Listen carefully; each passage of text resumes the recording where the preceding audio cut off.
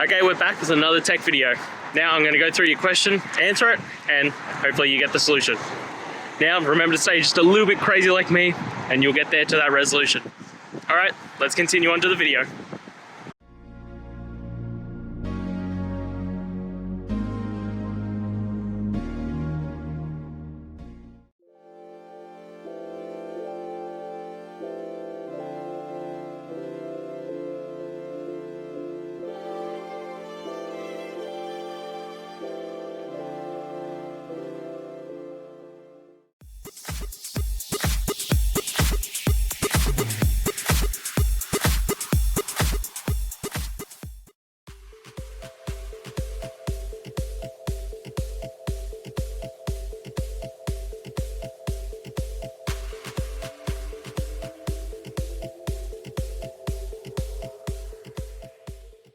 And that's it, guys.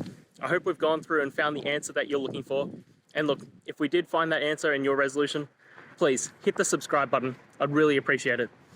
Now, until the next time you need technical videos, I hope you have a good one.